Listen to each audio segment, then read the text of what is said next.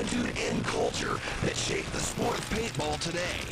Today, we'll hang with one of the most unique personalities of them all. Alex Lundquist is one of the most versatile players on the field. But when he's not at battle in the trenches of pro paintball, Alex travels the world as a Swedish supermodel. I do modeling for a living. I started I went down to Milan and shot the Versace campaign with Bruce Weber. That really got me going. I went to New York, fell in love with New York City, moved there, and have been doing it since. It's a great job. You travel all over the place. I've been in Asia, I've been in South America.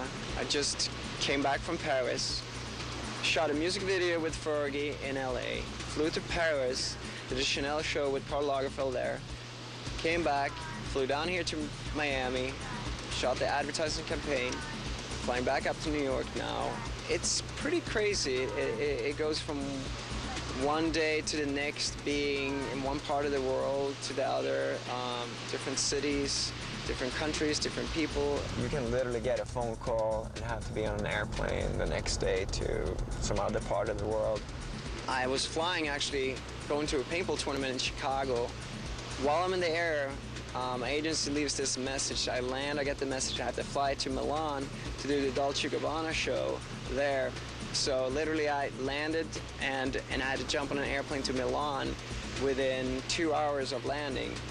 Really kind of crazy in the sense that you don't know what you're gonna do tomorrow. Maybe half the year that I'm in New York and half I'm away. None of my teammates give me a hard time about that. I mean, I think it's fun if they see me in a magazine or like a music video or something like that, but they don't really give too much of a hard time. Modeling is probably a little bit more glamorous than than paintball, but as far as the adrenaline goes, though, I would say paintball is the more, adrenaline-filled of the two. Last week, J.C. Whittington and Pasadena Bad Company came out and played an aggressive game against Chris Lasoya's Montreal Image. Whittington showed great athleticism by sneaking past the red zone and then making an incredible move on an Image player. AJ then made the final big move of the game to take out Lasoya and secure the victory for Bad Company. Bad Company would then face Las Vegas LTZ in what proved to be an incredible performance. Bad Company controlled the tempo of the game early and dominated LTZ on field position. Pasadena never looked back and ended up winning with all 7 players alive for a perfect 100 score. Coming up, Alex Lundquist turns away from the cameras and onto the field as he and Jersey Authority take on Oakland Blast in the first NPPL matchup of the day, when Xtreme Paintball Beyond the Paint continues on FSN. In 2005, monster balls were created, dominating the competition. Through modern science and technology, monster balls have evolved. A more accurate shell designed for deadly accuracy terrorizes in all weather conditions. Thicker and brighter for maximum mockability. Monster balls, the world's best-selling paintballs, just got better.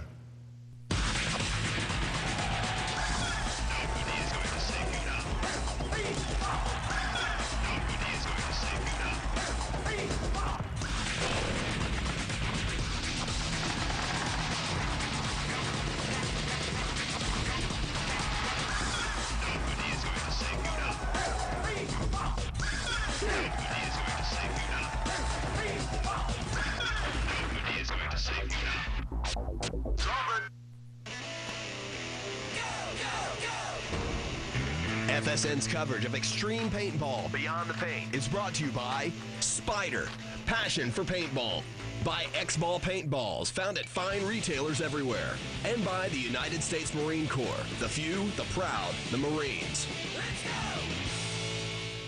Today, pro paintball players are coming into the league at younger and younger ages. Countless fresh faces are looking to overthrow the sport's elite.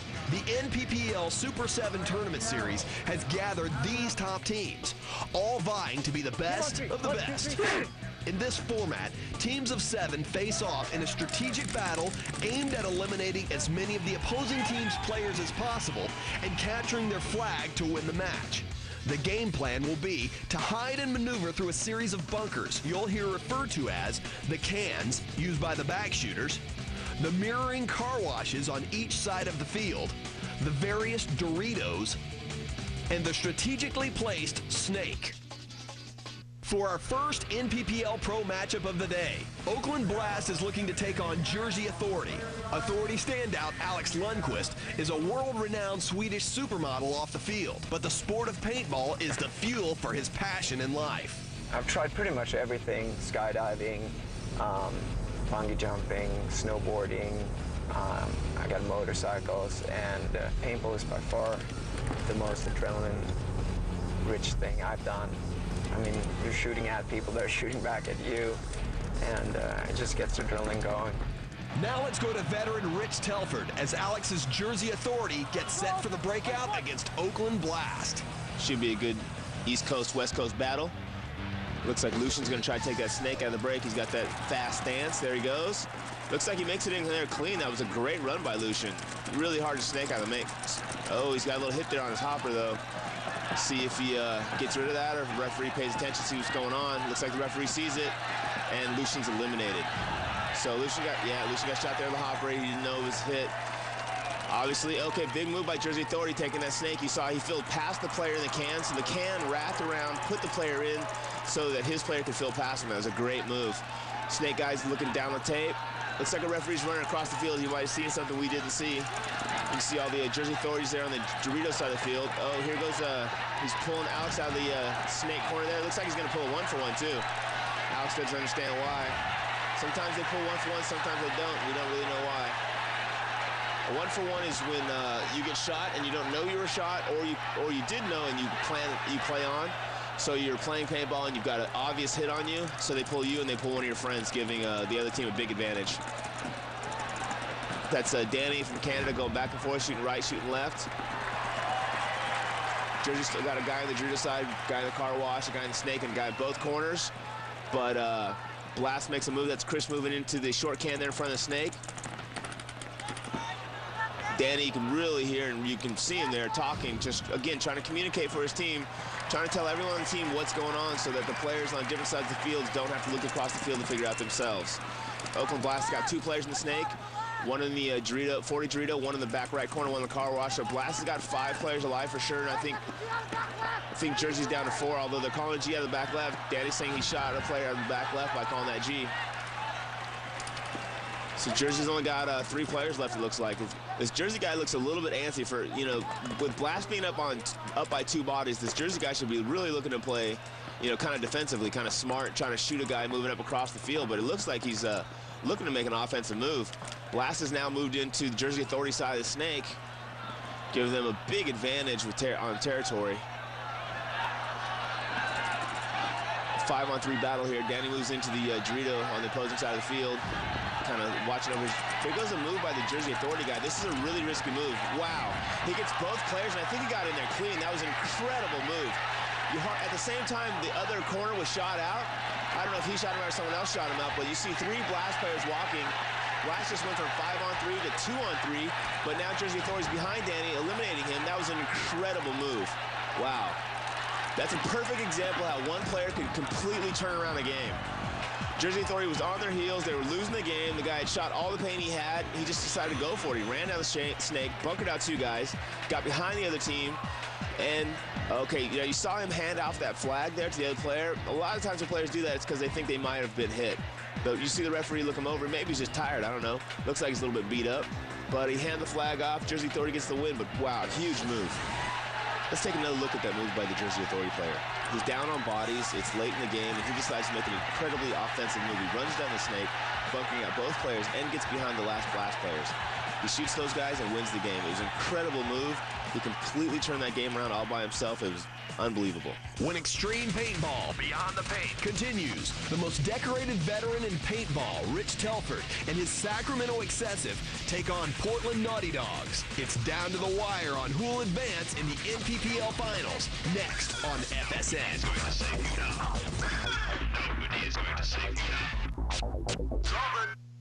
The Spider Classic Series. The Spider VS Series. The Spider MR Series. Celebrating reliability and design.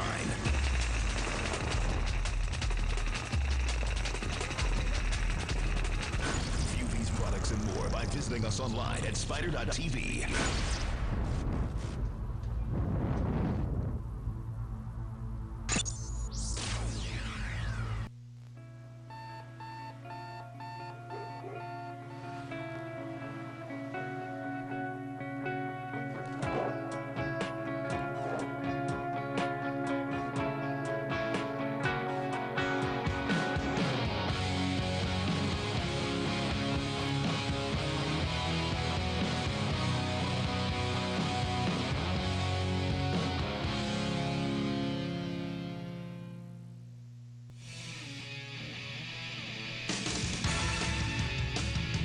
Welcome back to Xtreme Paintball Beyond the paint. on FSN. Professional paintball is a sport that requires individual aggressiveness contained in a cohesive team strategy. To play at the pro level, hard work and a ton of practice is essential. And no one works harder than Sacramento Excessive superstar Rich Telford, especially when he's rebuilding with a young team. I am like probably the worst. Like we practice every single weekend. And I don't care. There's no excuse. Like you break your leg, great. Come to practice and coach. You know, it's like right now we're really struggling. We're rebuilding a whole new team, got all new kids. So I feel like we got to work harder than everybody else. But last year when we were the #1 team, we worked harder than everybody else. It's just to me, if you work harder than everybody else, if you go out and lose, then you can sleep okay at night, because then you know you did everything you could. You go out and half-ass it and you lose, you don't play well, then I couldn't live with myself. Back on the NPPL Center Court, Sacramento Excessive is getting set to battle it out with Portland Naughty Dogs. This is one of the most crucial matches of NPPL Super 7 qualifying series. The outcome of this game could determine who will advance to the finals. The advantage goes to Naughty Dogs, as Excessive will have to start this match one man down due to a gun penalty assessed on their last game. Sacramento Excessive is starting with only 6 players because they got a gun penalty in their last game, giving them a big disadvantage. Looks like Thomas Taylor was shot out of the break there, but they also shot one of the Naughty Dogs players, so it's 5 Excessive players now. That's Ron Phipps in the back corner there. Snake corner shooting down the line. Hector Cordova going back and forth, and Michael McLaughlin moving to the Dorito on the right side of the field. Naughty Dogs rocking those guns. That's Trevor McGee, really up-and-coming player there on the Excessive squad, really good little player. He's going to look to try to move from that can into the Snake and try to get in there and shut off the other side of the field. But it's tough to do now because they're down on bodies, so obviously the Naughty Dogs have more guns keeping them out than we have pushing them in. Ron Phipps is wrapping there. We see another body coming off the Excessive side. I think that's Neil Everly. Oh, and Michael McLaughlin dies at the same time. Excessive's walking off the field in numbers. That's never a good thing. The Excessive's down to 3 bodies against Naughty Dog's 6 bodies. That's Dozzy there in the Excessive Dorito on the top side of the field. Trevor McGee does make the move into the Snake. Unfortunately, it's a little late. There's not much he can do at this point. You see Trevor McGee's looking outside the tape, trying to shoot across the field now. He's going to try to look over the top of the bunker, shoot across the field. He's going to come back outside, probably trying to shoot down the line again. The Naughty Dogs are just kind of sitting back in the back, trying to figure out where all the bodies are. I don't know if they know that all the eliminations have occurred already. Excessive down to 2 players. Rich Telford in the back looking on the Snake side. Trevor McGee in the Snake looking across. All these guys are going to try to do is just protect themselves and try to get a couple G's if they can before the wave of bodies come in. And yep, here comes the wave. That's Mark Nelson. You see the referee signaling the last player's eliminated in Excessive, and he's walking off. Naughty Dogs player run up, grab the flag. Looks like Chris Dozzy. That was a good game for the Naughty Dogs, although Excessive did start the bodies down, and then obviously that's a big disadvantage. Tough break for Rich Telford and Sacramento Excessive, having to play their last game of the qualifiers with 1 man down, but Rich is one of paintball's strongest ambassadors, and he'll continue to make sacrifices to advance the sport. I thought Boston was going to be a real good bet for us. The team had been practicing super hard. Everyone was feeling pretty good. Played our first game against Infamous, and I felt like that game we should have won, but we didn't, and you know, that happens. Our second game was against Dynasty, and that was a big win for us because Dynasty played really well. And I felt really good, like, well, we're going to do well this event. I think we won the next game, and maybe lost the next game, so we were 2-2. We went to our 5th game, we got a gun penalty, and that really hurt us because we'd won the game, we beat Bad Company, which usually gives you about 100 points, but they give you a negative 100 points for that game, so you actually lose 200 points. In addition to that, we had to play all the remaining games with 6 players. So it just killed us. We went from not cruising in on Sunday, but only needing one more win with 3 games left to get in, to not having any chance of getting in on Sunday. And it just crushed the guys on the team. You know, it was really challenging for us because everyone was real down, and we lost all the rest of the games, and we should have won. We should have smashed those teams, but everyone was just so emotionally down that we just couldn't do it. Up next, Swedish model Alex Lundquist and Jersey Authority will play the final match of the qualifiers against Jacksonville Raiders. Plus, we find out who will advance to the NPPL Super 7 Finals when Xtreme Paintball Beyond the Paint continues on FSN. Hi, I'm Alex Reggie of Team Dynasty. When running Dynasty paintball clinics, we see all types of paintball players. Whether you're just getting into paintball or ready to step up to the next level, the JT Ready to Play kit has everything you need. Get this $200 kit and a JT gear bag offer for only $99. To find a store near you, go to jtusa.com. Are you ready to play?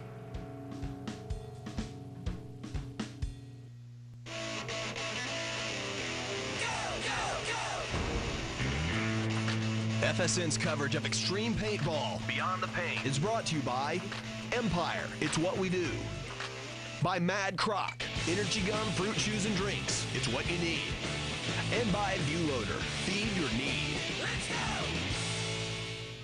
Our next pro matchup of the day features Jersey Authority against Jacksonville Raiders. This is the final game of the NPPL Super 7 qualifying series. Authority played a tough game earlier against Oakland Blast.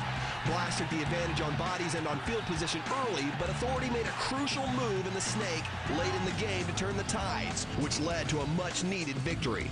The winner of this game could have a chance to advance to the quarterfinals along with 7 other teams. Let's go to veteran Rich Telford for the game call. All right, here we go. Another big game. It's Jacksonville Raiders versus Jersey Authority. Looks like Alex Lundquist is lined up on the right-hand side. He looks like he's going to try to get outside to that can. Looks like Bart Blonsky looking like he might either take the can by the snake or the snake.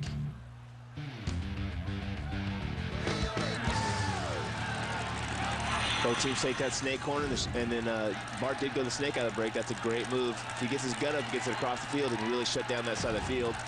There's Billy Bernanke shooting that quest, communicating. Wow, Raiders have got 2 players walking off. One of the players was that snake corner that keeps getting shot out. Both teams are rocking those guns, trying to keep the other team from moving. There goes the Raiders into the snake. It looks like it's one of the Rhodes brothers. That was a great move from inside the field to snake, too. We don't see that move very often, but it was a great move. A lot of athleticism, good little burst of speed there, cuts across. Both teams communicating, trying to find out who the biggest threat is. A lot of times the teams will communicate, trying to find out who the biggest threat is, and 2 or 3 players will work on eliminating that one player that's the biggest threat. That's a great move all the way up into the Raiders side of the field, but it might have been a little too early. Yeah, and here comes a player from the Raiders to eliminate him. Obviously, the Jersey Authority player is trying to say that he got him first and that he's clean, but he's not. So now it's 4 on 6, maybe 5 players, hard to tell. Jersey Authority still has the advantage, though, because they've still got one more body. They've still got the snake presence. Looks like Jason Edwards there in the car wash for the Raiders, moving back and forth. Both teams are kind of falling into that lull where they know they're close on bodies. They know they both have pretty good field position. Looks like Bart, wow, powered his way into that second snake, from the second snake to the third snake. What he was trying to do was come out, shoot his mirror, which is the guy on the opposing side, and then jump in, but he didn't get the G. Yeah, Bart's a really aggressive player. I wouldn't be surprised if he tried to make a move, either inside or outside, just to eliminate the guy in front of him. I mean, the reason you stand up like that is to see, you can see what's going on around you. Standing up, shooting his gun, that's a great view from the inside. You can see Jimmy there shooting right over the bunker. If the player there sticks his head up even an inch, he's just going to get eliminated. Someone else from the back is putting Jimmy in. Uh-oh. Looks like the Dorito across the field just shot out Blonsky there in the snake, too. Looks like he stood up a little too high for a little bit too long. It's 4 on 4. That Center Temple's been working on him, so he's going to look to eliminate that guy if he can. There's Jason Edwards checking his clock to see how much time is left in the game. See if he can contribute to the win here.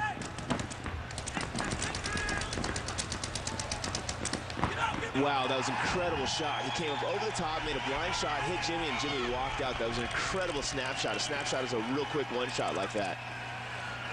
Now it's Jersey Authority's time to kind of sit down, relax, and see if they can shoot a couple guys out and get back in this game. Getting pinched there in the 50 snake. He's going to shoot at Alex, trying to shoot Alex down that line. Oh, here comes Alex down the field with a last-ditch effort, trying to equalize his game, and just gets shot in half. You know, players get in those crisis situations, and they either stay and fight or they run for it, and he decided to run for it, but didn't work out for him. His last player just got eliminated. Raiders played a great game there. Came from behind victory. They're running in with 3 or 4 players left alive. Great game. All right, let's take a look at the pivotal point in this game. You can see here that Bart's standing up over the snake, looking to go forward and be aggressive, but at the same time, he gets shot out. This alleviates the pressure from Bart being so close to him and the snake. He comes up over the top, shoots Jimmy out, eliminating 2 of the key players on the Jersey Authority, and allowing the Raiders to go down the field and win the game. We're a new team. We just got together this year for 7-man. We play Russian League and X-Ball, but had a couple of close games that really could have gone our way. This, I don't know, but just need to go home and work on the drawing board for the plans. Well, that does it for the NPPL Super 7 qualifiers. It's down to 8 pro teams who are advancing to the quarterfinals. That means 5 of this season's featured athletes will make the cut. From Los Angeles Infamous, we have paintball trendsetter Travis Lemansky. Lemansky's good friend and team captain, LB Fowl. From Canada, we have adrenaline junkie Josh Davey leading Edmonton Impact. And for San Diego Dynasty, we have the eccentric superstar Alex Frazier and the team's MVP, Ryan Greenspan. Coming up on the next Xtreme Paintball Beyond the Paint, the Elite 8 will play a round-robin style tournament in the quarterfinals to determine the best 4 teams advancing to the semis. It's all right here on FSN.